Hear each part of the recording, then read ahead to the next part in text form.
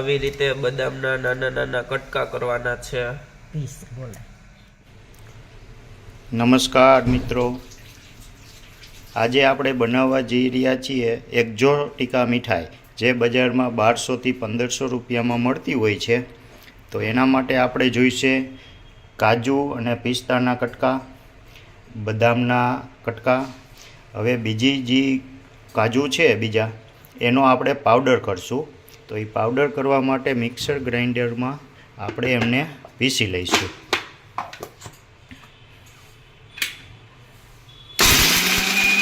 એ રીતનો આપણે પાવડર કરી લીધો છે, બરોબર છે. આટલું વ્યવસ્થિત રીતે કાજુને પીસી લેવાના છે મિક્સરમાં. આપણે એક કડાઈમાં નોનસ્ટિક મેં લીધું છે, એમાં 1 ચમચી ઘી મૂક્યું છે.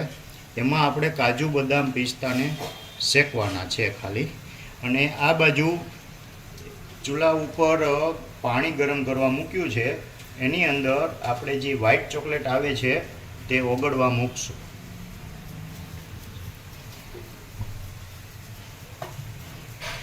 થઈ રહ્યું આપણું ઘી થોડું થોડું ગરમ થઈ ગયું છે.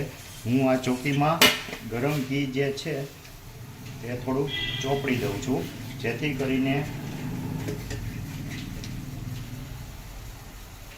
આપણને પીસ કરીને કાઢવા ટાઈમે દિક્કત ન આવે. આપણું ઘી ગરમ થઈ ગયું છે, એની અંદર આપણે હવે પહેલાં બદામ નાખશું.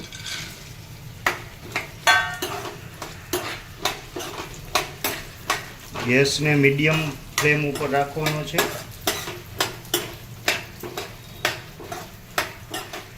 હવે એમાં આપણે પિસ્તા અને કાજુના જે કટકા કર્યા હતા એ પણ નાખશું.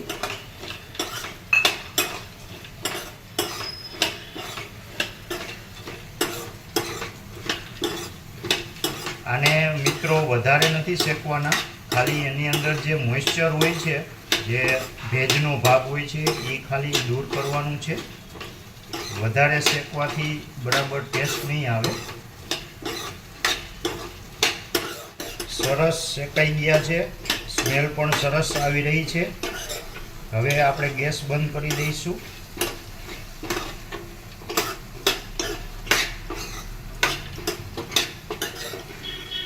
હવે આને આપણે એક અલગ વાસણમાં કાઢી લઈશું.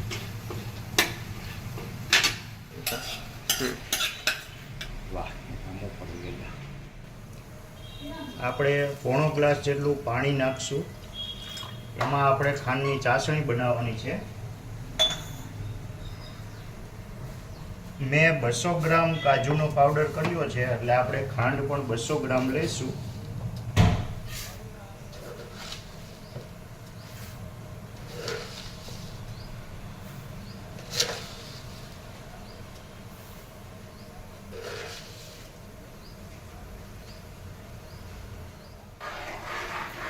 ચાસણી બનાવતી વખતે આવી રીતના હલાવતું રહેવું. અને આપણે એક તારની ચાસણી બનાવશું. અને તમે મારો વિડીયો આખો જોજો, એટલે બધું માપ સહિત આવી જશે, કારણ કે હું અગાઉ બધા માપ તમને નથી કહેતો. અને હા મિત્રો, સબસ્ક્રાઈબ કરવાનું અને શેર કરવાનું ભૂલતા નહીં. પાણી ગરમ થઈ ગયું છે. હવે એમાં આપણે જે વ્હાઈટ ચોકલેટ 1 કિલો લીધી હતી, એ તપેલીમાં કટકા કરીને મૂકી છે. હમણાં એ ઓગળવા મળશે. ત્યાં સુધીમાં આપણે અહીંયા કાજુ કતરી કમ્પ્લીટ કરી લઈએ. હવે આપણી ચાસણી કમ્પ્લીટ થવા એવી લાગે છે. હવે આપણે એને ચેક કરશું. હજી થોડી વાર છે.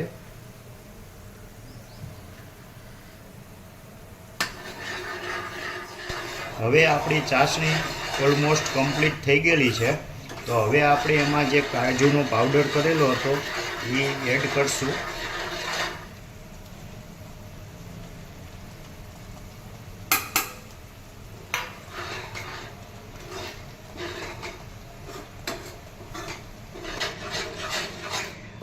હાલો, હવે આપણું આ મિક્સચર કમ્પ્લીટ તૈયાર છે. હવે આને આપણે બીજા એક ચોકીમાં કાઢી લઈશું અને ગેસને બંધ કરી દઈશું. કાજુ અને બદામ પિસ્તાના જે આપણે કટકા કર્યા અને જે ભૂકો થયેલો હતો એ ભૂકો આપણે ચોકીમાં પહેલાં નીચે પાથરી દઈશું.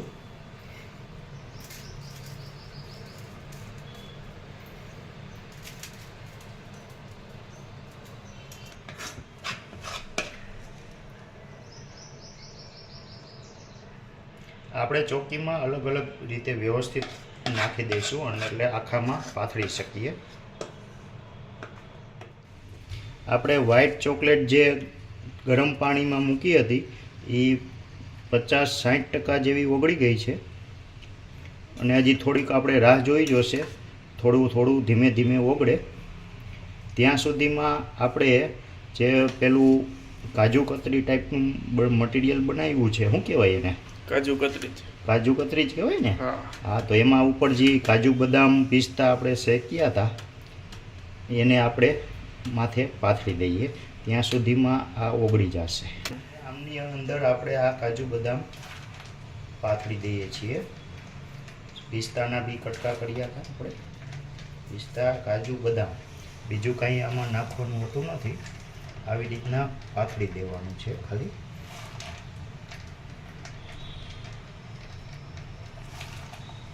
પણ વ્હાઈટ ચોકલેટને એક બીજા તપેલીમાં મૂકવાની છે, ડાયરેક્ટ ગરમ નથી કરવાની.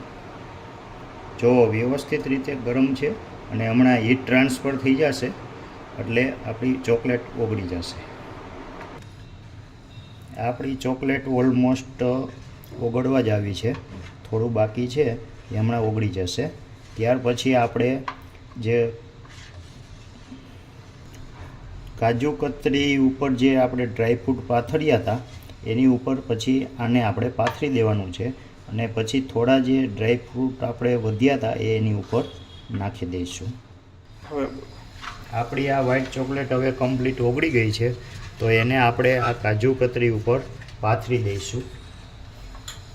એના માટે પહેલાં પાણીમાંથી તપેલી કાઢીને પછી થોડી સાફ કરી લઈએ, કારણ કે એમાં નકર પાણી પડશે. ગરમ નહીં લાગે.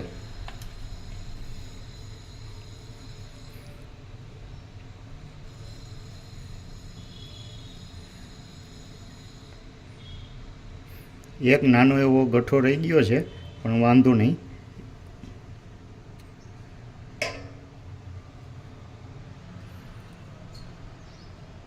કાજુ બદામ પિસ્તાના થોડા પીસ વધ્યા હતા એ એડ કરી દઈશું.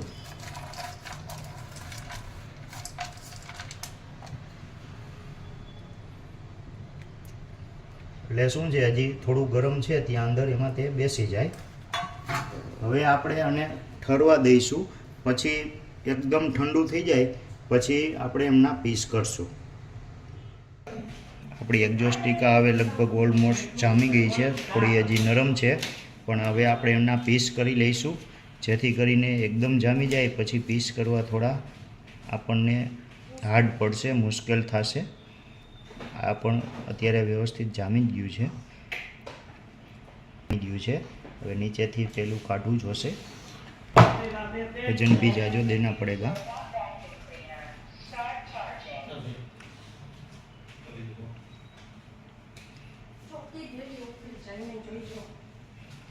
થોડુંક ત્રાસું ગયું છે પણ વાંધો નહીં, એને થોડાક નાના પીસ કરશું આપણે. તમે આવી રીતના ફૂટપટ્ટી જે આપણે સ્કેલ હોય છે એને આવી રીતના રાખીને આમ કરી શકો છો જેથી કરીને તમે એકદમ સીધા કાપા કરી શકો. હવે આપણે બીજી સાઈડથી પીસ કરી લઈશું.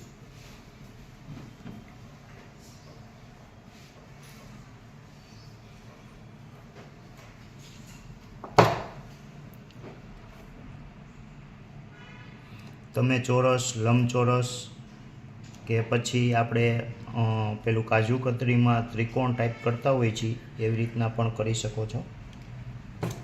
આને બહુ જામવા ન દેવું, થોડું પોચું હોય ત્યાં કરી લેવા, પછી જામી જાય પછી કાઢવા. આ બની ગઈ છે સરસ મજાની 2 પડવાળી એક્ઝોટિકા. સ્વાદ પણ મસ્ત.